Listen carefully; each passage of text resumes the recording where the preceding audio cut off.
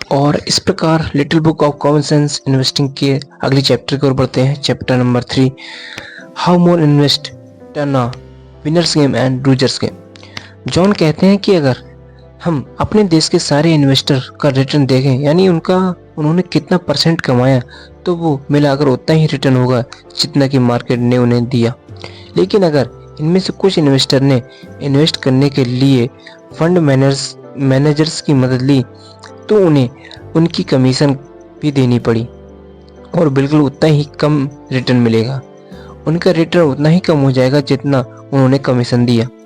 आइए एक एग्जांपल से समझते हैं। अगर हम कमीशन देते हैं यानी नहीं देते, तो इसका हमारे रिटर्न पर कितना असर पड़ेगा। इमेजिन कीजिए कि एक स्टॉक मार्केट है जो कभी ज़्यादा रिटर्न देती है और कभी कम, लेकिन एवरेज में 50 साल के लिए 8% रिटर्न मिल जाता है। तो सोचिए, एक इंसान जो 22 साल की उम्र में उसने इन्वेस्ट करना शुरू किया है और 65 साल की उम्र तक इन्वेस्टमेंट करता रहा है। अब आप बोलेंगे इतनी लंबी इन्वेस्टमेंट, तो इसका जवाब ये है कि वैसे तो हर साल कोई लॉन्ग टर्म के लिए कुछ ना कुछ सेव करता है। तो इंसान ने बैंक में की बजाय स्टॉक मार्केट में इन्वेस्टमेंट कर दिया जो उसे 8% का रिटर्न दे रही थी। अब इसके बजाय जो म्यूचुअल फंड में पैसा इन्वेस्ट करें, तो फंड मैनेजर उससे 2.5% लेगा, जिसके कारण हर साल उसका रिटर्न 8 में से 2.5% कट गए, यानी 5.5% ही रह जाएगा। अब अगर ये इंसान एक ही बार में 1 लाख रुपए या 50 साल के लिए 5.5% पर इन्वेस्ट करता है, तो उसे फाइनल रिटर्न 14 लाख मिलेगा। लेकिन इतना ही पैसा अगर वो बिना किसी फंड मैनेजर की फीस दिए 8% पर इन्वेस्ट करता है, तो उसे फाइनल रिटर्न 46 लाख मिलता है, यानी पहले केस में 300% ज़्यादा। अगले चैप्टर का नाम है taxes are consist to. Stock market में एक कहावत है कि जितना ज़्यादा मोशन होगा उतना ही रिटर्न कम होगा, यानी हम जितनी बार फंड में पैसा निकालते हैं, हमें उतनी बार गवर्नमेंट को टैक्स देना पड़ता है, क्योंकि उसे हमारी इनकम ही माना जाता है। ये एक काफ़ी बड़ा खर्चा होता है। ऐसे फंड जिन्हें एक्टिवली मैनेज किया जा रहा है, उनमें शेयर्स बार बार खरीदे या बेचे जाते हैं। अब आप सोच रहे होंगे कि ऐसा क्यों?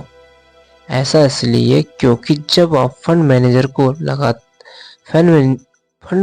को लगता है कि दूसरी कंपनी अच्छा परफॉर्मेंस कर रही सकती है, तो वह पुरानी कंपनी के शेयर बेचकर आपका पैसा नई कंपनी में लगा देता है। लेकिन अगर हम इंडेक्स फंड में इन्वेस्टमेंट करते हैं, तो लंबे समय तक उस इन्वेस्टमेंट को वैसे ही बरकरार रखते हैं, तो हमें पता चलता है कि हमारा पैसा ज़्यादा मूव नहीं करेगा। इसलिए इन्वेस्टर को टैक्स भी काफ़ी कम देना पड़ेगा। आइए एक एग्जांपल से समझते हैं। जॉन बताते हैं कि पिछले 25 सालों में इक्विटी फंड का एवरेज रिटर्न 10% रहा है, जबकि अमेरिका के इंडेक्स फंड S&P 500 का रिटर्न 12.3% रहा है। अब ये जो म्यूचुअल फंड है, जिन्हें बड़ी एक्टिवली मैनेज किया जाता है, इसमें बार बार शेयर खरीदे और बेचे जाते हैं, जिसकी वजह से इन्वेस्टर के एवरेज में 1.5% टैक्स देना पड़ता है। इस वजह से फंड का रिटर्न 10 में से 1.5% काट कर 8.5% रह जाता है। अगर हम S&P 500 की बात करें, तो इसमें टैक्स 0.6% के करीब है।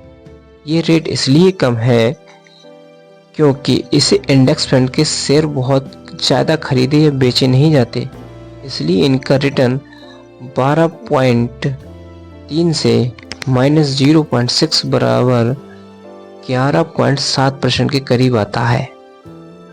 इसका मतलब अगर कोई 1 लाख रुपये 25 सालों के लिए म्यूचुअल फंड में इन्वेस्ट करता है, तो उसे अंत में 6,17,000 रुपये मिलेंगे।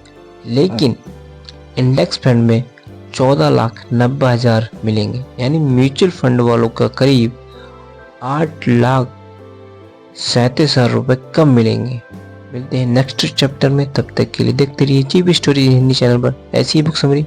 वीडियो अच्छी लगी तो इसे लाइक करें, चैनल को सब्सक्राइब करें। जय हिंद।